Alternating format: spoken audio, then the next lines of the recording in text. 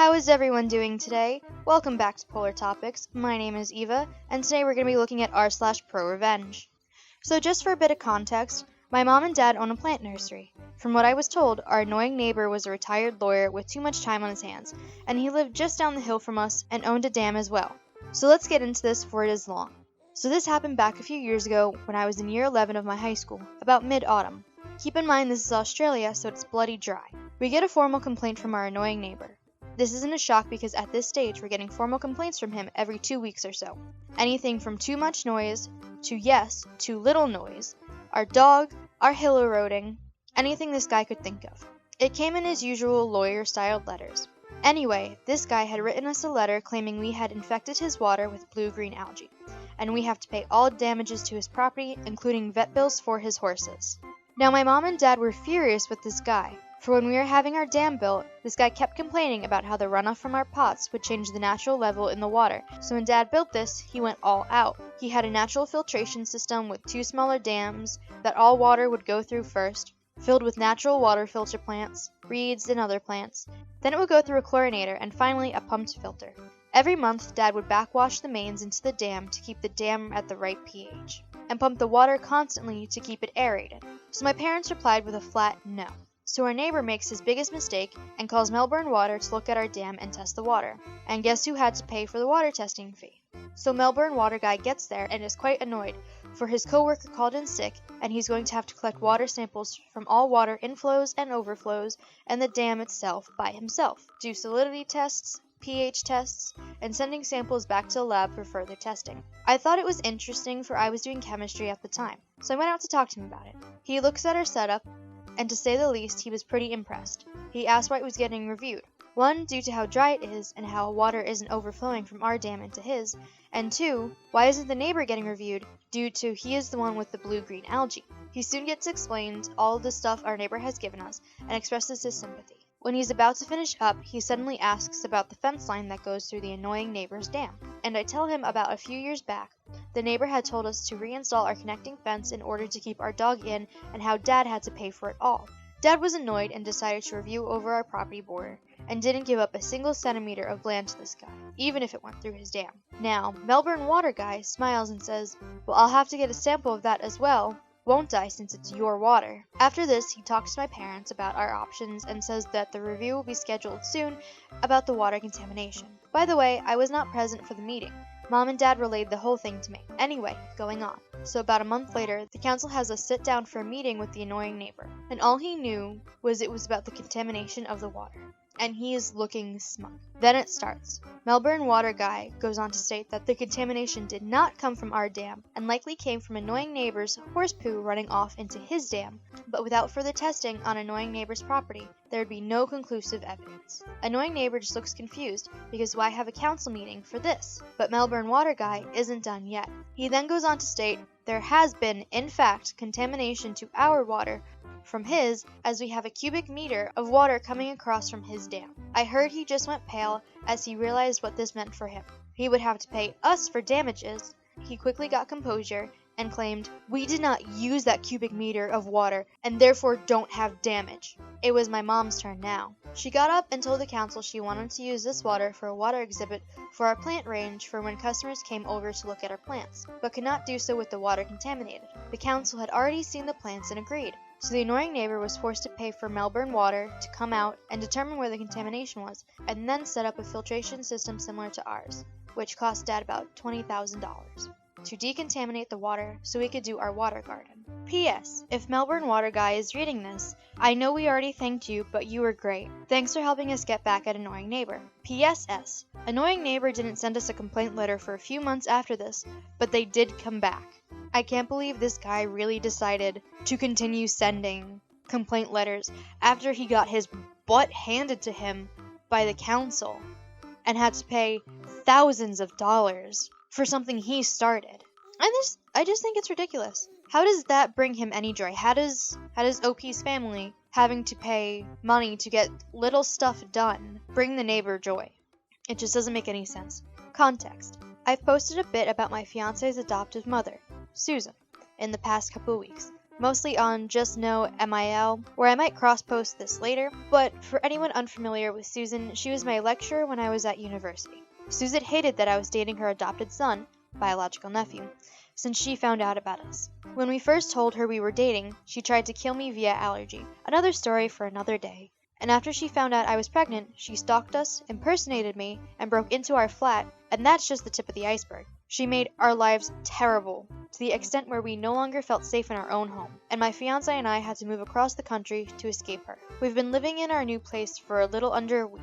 The baby is due in a couple of months, and everything is mostly ready. We've deactivated our social media, created new emails, and changed our numbers. Only a few friends and relatives from the town she lives in have our new numbers. We had to leave our entire lives and everyone we knew and loved behind, while I was 7 months pregnant because we couldn't trust her around our baby. Revenge. On Monday, an email was sent from the dean to Susan's graduating students saying Susan was being considered for a promotion from lecturer to head of department, and they wanted to hear from her students first. The aim of this was to receive glowing recommendations to give to the board. This was not the result. As I changed my email, I hadn't seen this. One of my friends who had my new number and was on the course with me did see the email, and on Tuesday, he gave my new number to the dean, saying that he would only give her the number in person, on paper, and only if she agreed to ring when she was alone and throw out the paper and erase it from her logs after. If she was calling from a university phone, then the number would go on the call logs that were accessible by all members of staff. But he assured her that this is something she'd want to hear before promoting Susan. So I got this call from the dean on Tuesday. She told me what was going on. My friend hadn't had the time to get in touch before she rang, and she asked me why my friend thought I should speak to her. I told her everything. It started 2 years ago when I met Susan's son, the man who would become my fiancé and the father of my child. I told her about Susan poisoning me via allergy after finding out about me and her son, and the EpiPen incident. I told her about the outside-of-class harassment I received post-pregnancy announcement, impersonating me, crashing GP appointments, breaking in, etc. I told her about the in-class harassment, telling me to break up with my fiancé, stopping lectures until I left, throwing out my food and drinks, trying to reschedule exams, and more. I told her about the last time I saw Susan in person, when she tried to hit me while I was 7 months pregnant with her grandchild. I told her about having to move away. I was careful not to give a location or distance, and finally a restraining order to escape Susan. I thought that the uni was made aware of the RO, but apparently not. Fiancé then arrived home from work, and when I told him what was happening, he was all too eager to chime in with stuff I forgot, copying keys, punching the landlord, canceling orders, going through our things. He also told the dean about the abuse he got from her growing up. We also gave the dean names of people willing to support our story, as well as some dates, times, and locations of on-campus incidents. I'd made a note of a few of them, so she could pull CCTV from the campus security recordings. Fiancé also told her the story of one of his cousins, Susan's bio kid, who got close with a guy on Susan's course, but the guy was told to break up with her by Susan with thinly veiled threats against his academic career. We also told the dean about Susan telling me to break up with my fiancé and vice versa so she could better maintain professionalism. The dean was horrified, as would everybody be. She had me and my fiancé record a video where we said everything all over again from the top. We made sure the video had nothing to identify location, and we were assured Susan would never see it. We also sent her all the proof we had alongside it. This was all forwarded to the board on Wednesday and Thursday. She asked my friend for the number again just to call me for a second time, telling me the board unanimously agreed this was grounds for Susan's dismissal. They said that while the outside of uni events weren't really their business, they go towards her character, and the fact that as department head, she would represent the department, whether she was on clock or not. They said even without this, the events that happened inside uni alone, stopping lectures, telling me to dump my fiancé, telling the other guy to leave his daughter alone, seeking special treatments on grounds of nepotism, were all abuse of power and enough to justify Susan's dismissal. They asked me why I hadn't filed charges, and I said that all I'd gained from filing charges is Susan staying away from me, and the RO and moving away has already had the same effect. Plus, it's exam season, so my tutor work is really taking off, and I don't have time to go through a whole court case, and I'll have even less time once the baby arrives. The baby is due in about 8 weeks, and Susan has already caused me enough stress. Tomorrow in the meeting where Susan fully expects to be told she got her promotion, the dean is now going to give her a week to hand in her resignation. If she refuses, she will be fired. She will not be getting a reference.